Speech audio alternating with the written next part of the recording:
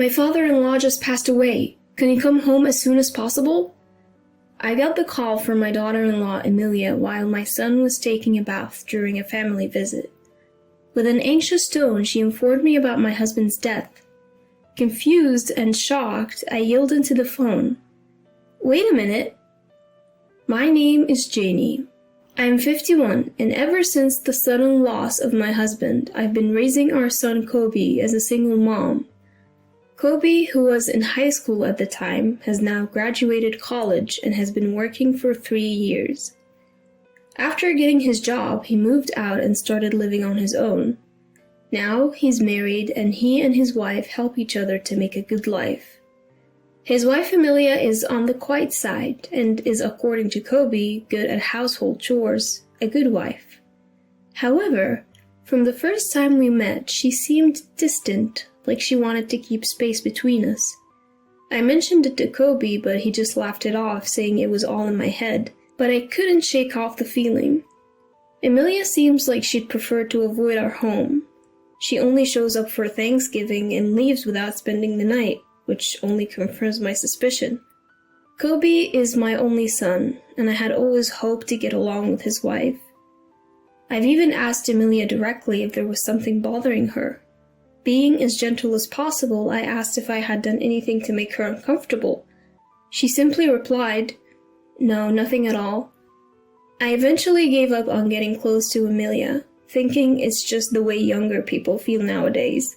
They don't want to mingle with their in-laws, even if they live separately. What's more, I sensed a similar distance with Emilia's own parents when we met for the first time at the wedding. I mentioned to them that my husband had passed away years ago, and it seemed to create even more of a gap. Even though Kobe had told them from the beginning that I was a single mom, maybe seeing it firsthand created some negative impression of me. So, I've decided not to intrude on Kobe's marriage and quietly observed the wedding. Since then, the gap hasn't closed between me, Emilia, and her family. Even though my son and his wife live relatively close, our family dynamics have become distant. Today, Kobe brought over some wedding photos, but of course, Emilia was nowhere to be seen. I feel grateful when I see Kobe, noticing my disappointment, offered to stay over tonight even though he's alone. Makes me proud to see how kind-hearted he's become. Looking at the picture of Emilia, I find myself smiling, thinking how pretty she looks when she's laughing next to Kobe. It's tough to suppress the loneliness when my own daughter-in-law avoids me for reasons I can't understand, even though we're still getting along. After carefully storing the photo and having dinner, I idly flip through a TV variety show. I'm waiting for Kobe to finish his shower when a familiar melody rings out. It's coming from Kobe's phone left on the table. It's the default ringtone. Curiously, I glance at the phone. It's a call from Emilia. I decide to let Kobe know about it later and turn back to the TV, but then the phone starts ringing again. Given the incessant calls, I think it might be urgent, but hesitate to answer it myself. I reluctantly grab the still ringing phone and head to the bathroom to tell Kobe. "Kobe, Emilia's calling. The phone's been ringing a few times now." I subtly hint for him to pick up, but Kobe brushes it off, saying it's fine. "Charge it for me, will ya? Got any snacks? I could go for a drink after my shower. I'll be out soon. Grab something quick." "Well, you're really becoming like your dad, aren't you?" Holding the phone, I head back to the living room and try to plug it in. But I fumble and accidentally hit the answer button. In my rush to hang up, I hit the speaker instead, and Emilia's frantic voice bursts out. "Can you hear me? Dad has passed away. Come home as soon as possible." It looks like I've picked up a very serious call. What do I say to Emilia, who's just lost her dad? Or should I first apologize for answering her call, even if it was an accident? My mind is racing, and I've lost sight of the option to hang up. Meanwhile, Emilia starts explaining the situation, saying that I need to come over to the nursing home where he was living. Startled, I ask when he had moved into a nursing home, considering he was fine until recently. "Huh? Mother-in-law?" Emilia had no idea that it was me on the line. She thought she was talking to Kobe, so her surprise makes sense. I quickly explain the situation and steer the conversation back to her dad. But she corrects me, slightly annoyed. "It's not my dad." She says it's Kobe's father who has passed away and asks me to tell him to call her back before trying to hang up. I was utterly confused, but quickly spoke into the phone, still on speaker mode. "Wait a second, Emilia, isn't this some kind of mistake? Like I told you before, Kobe's dad passed away 8 years ago." Emilia seemed shocked by my statement. She stuttered momentarily but quickly regained her composure. "Now is not the time for lies. Why would you lie about something so heartless at a time like this?" Before I could make sense of Emilia's sudden accusation of me lying, the room fell silent. In that moment, I noticed that Kobe, his face pale, was holding the phone. The call had ended. He had likely rushed over after hearing our heated conversation while taking a shower. Water was still dripping from his hair. It was clear that he'd hurriedly grabbed the phone. I asked Kobe, who was deliberately avoiding eye contact with me, what was going on. "What did Emilia mean when she said your father just passed away? I had made it clear to her before we got married that your father had passed. Why would she think otherwise?" When I pressed Kobe, who was visibly uneasy, he dodged my questions. Whether it was a misunderstanding on Emilia's part or someone who was like a father to him, it was clear he was hiding something. We'd been having a tense exchange for a while. Amidst this, Kobe's cell phone buzzed. The caller ID showed an unfamiliar name, but it looked like it was probably from a nursing home. While Kobe hesitated to pick up, knowing what to expect from the call, he eventually answered right in front of me. Trying to remain silent, I listened in. I could hear most of the conversation, and the caller indeed confirmed what Emilia had been saying. After ending the call, Kobe looked straight into my eyes and finally came clean, leaving me nearly faint. Apparently, he had introduced Emilia to a man unrelated to the family as his father. "I told Emilia that Mom cheated and got divorced," he said. It seemed Kobe had completely fabricated the story for Emilia. According to this version, I had neglected my husband's suffering from early onset dementia, had an affair, and was the one who was served with divorce papers. But due to issues like alimony, I had dragged out the discussions. Eventually, taking advantage of the progression of my husband's condition, I forced him into a nursing home and pushed all the costs and responsibilities onto my son. After agreeing to the divorce, my ex-husband's dementia had already progressed to the point where the issue of compensation for the affair was swept under the rug. Kobe, who lied about our divorce to his parents-in-law, was careful not to show Emilia his marriage certificate when he submitted it.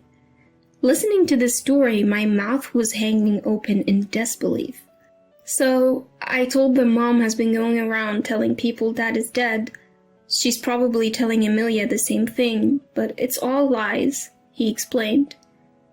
"I can't believe he's been telling such elaborate lies.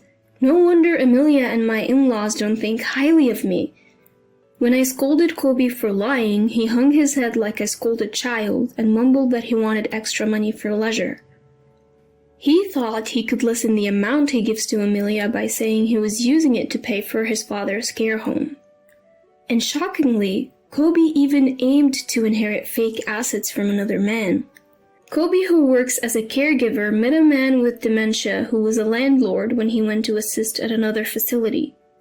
Although the man was not yet 70, he had multiple health issues and had entered the facility to receive end-of-life care. The man likely had early onset dementia and had deteriorated to the point where he didn't even recognize his real son. Kobe took advantage of this and started to act like he was the man's only son. On top of that, using his role as a caretaker, he had the man's real family pay for his residential fees. Meanwhile, he was also pocketing a few $100s every month as caregiving fees for doing small tasks. "All of you must be so busy," "Don't worry, I'll take good care of him," he would say. Sometimes he'd even lie about the man's health to minimize family visits. Whenever he found the time, he would sit beside the man, even going so far as to have him write a will, leaving all his inheritance to Kobe. Kobe's manipulative ways gained him the trust of the facility, as he even told them that he had lost contact with his father since our divorce. The real family eventually stopped showing up, and even the facility staff started recognizing Kobe as a family member. Listening to this appalling truth coming from my son made me wonder if he really was my son. Now that the man had passed away, there wasn't much that could be done. I forced myself to tell a remorseful-looking Kobe to quickly inform the real family of the man's passing. Later, I took Kobe to apologize to the real family, and when they heard the truth, they were understandably furious. "We will sue you for fraud," they yelled. Kobe politely apologized and pleaded to avoid a lawsuit, saying they could nullify the will, but this only enraged the family even more. From the family's perspective, nullifying the will was a given. Nothing had been resolved, including the caregiving fees and the manipulation of the deceased. Kobe, who seemed to think a simple apology would suffice, was at a loss in the face of the family's blazing anger and clung to me, nearly in tears. "Going to court is impossible. Mom, you know it too, right? I don't have money to pay for damages. I've told you everything, help me. A mother always defends her child, doesn't she? I can't say I'm completely unaffected by the desperate plea from the son I've raised for over 20 years, but I have no intention of helping him. He's done something truly awful. I believe he needs to face the full wrath of the family and offer a sincere apology from the bottom of his heart." I apologized deeply, just like Kobe had, and all I could do was show my sorrow to the family as a parent. From that point on, Kobe's life spiraled downward. Emilia, who was his wife, filed for a quick divorce and returned to her parents' home. When faced with the prospect of divorce for lying so egregiously and swindling money from others, Kobe argued back. "I don't want to break up. The money was also for Emilia." When they expressed their wish for a swift divorce and even threatened legal action and financial claims, Kobe had no choice but to back down. He knew that he could be in legal trouble for what he'd done. Although no claims had yet been made, he was being sued by the family of the deceased man. Perhaps he realized that he wouldn't be able to handle additional claims from Emilia. Furthermore, Kobe got fired from his job. The company claimed he damaged their reputation and shattered their trust in caregivers. After the court's decision, Kobe was required to pay back the caregiving fees he had received, as well as compensation for the emotional suffering of the deceased man's family. The will left by the deceased man was invalidated, taking into account the progress of his dementia. Kobe, who had almost no savings and was already unemployed, was now burdened with massive payments, including legal fees. Choosing city life for better job prospects, he rented a small, old apartment. He's barely making ends meet through day labor, trying hard to continue payments. He had reached out to me for help multiple times.